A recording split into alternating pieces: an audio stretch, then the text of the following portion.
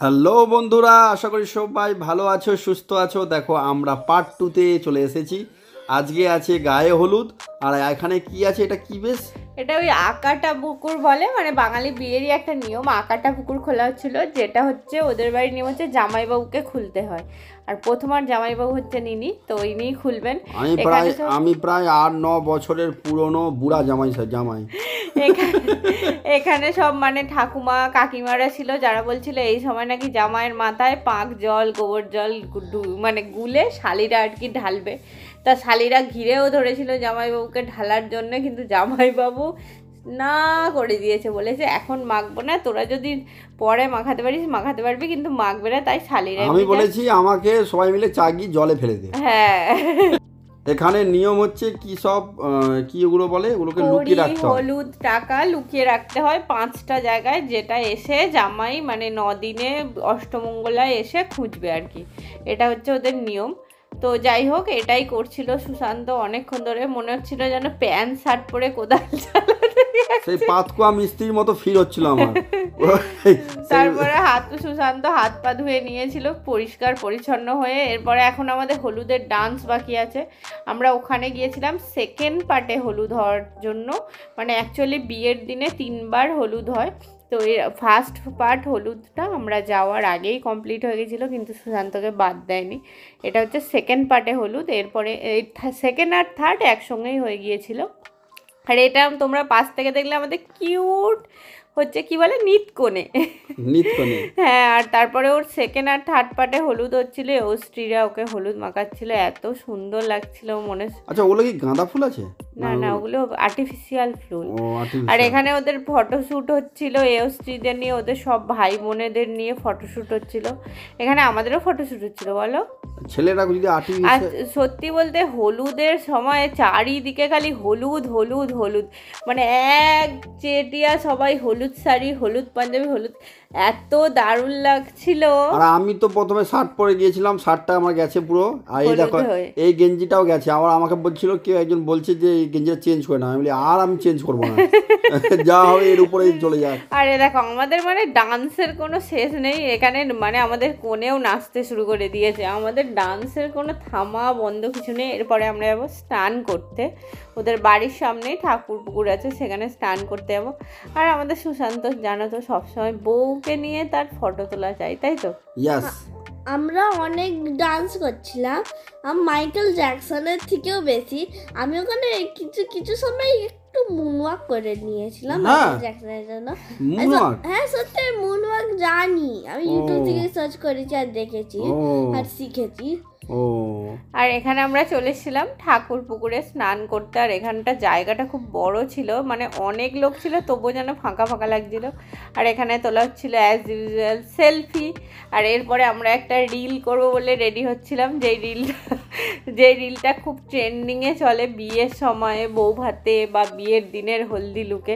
তো এবার কনেকে ডাকা হচ্ছিল, আর সব কাকিমা জেঠিমারা ওকে আসতে দেবে না ওখানে। আমরা মোটামুটি জোর করে টেনে টুনে কনেকে ওখানে এনেছিলাম। আলটিমেটলি ফাইনালি আমরা রিলটা করতে পেরেছিলাম, তাই তো?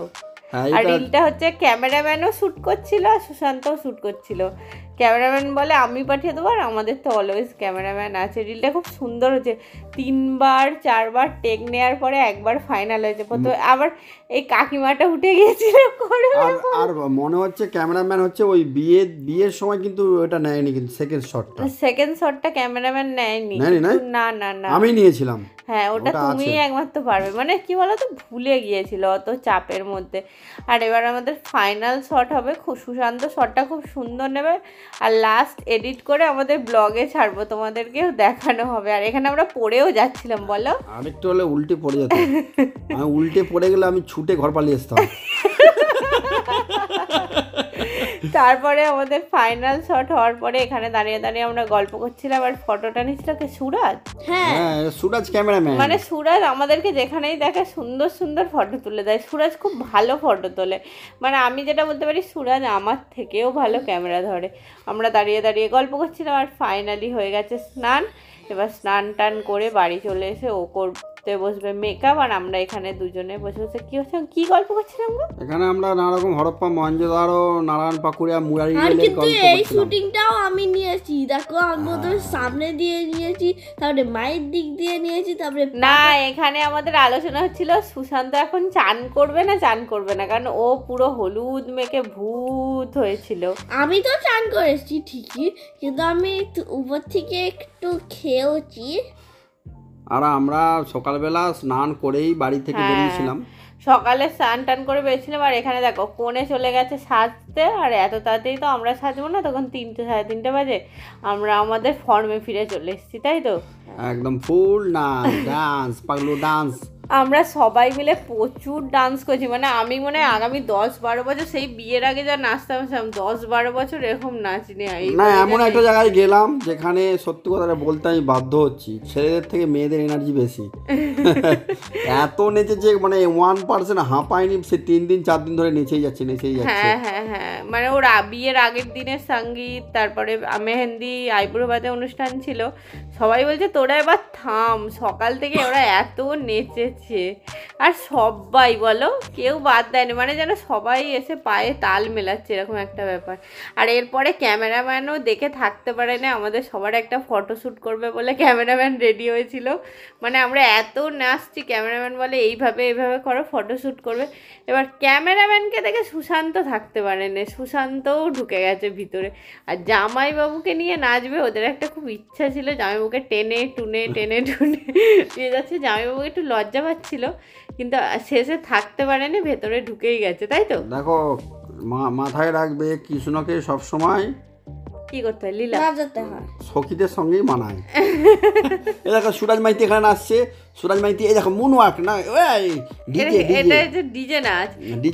কি গানে নাচছিল, কেমন নাচছিল কেউ কিছু বলতেই পারবে না, কিন্তু সবাই সবার মতো নাচছিল।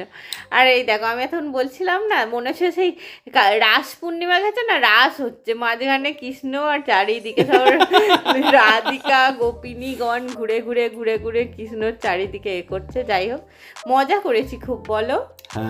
বেশ অনেক দিন পর আমাদের এখন একটা বিয়ে বাড়ি বলে, মানে বিয়ের পথে সেরকম এরকম মানে ক্যাজুয়াল সামনের ফ্যামিলির বিয়ে বাড়ি পড়েনি, তো আলটিমেটলি খুব মজা করেছি। আজকের মতো এতটাই, দেখা হচ্ছে নেক্সট পার্টে। তোমরা সবাই অপেক্ষায় থেকো, আর কেমন হচ্ছে অবশ্যই জানিও। টাটা।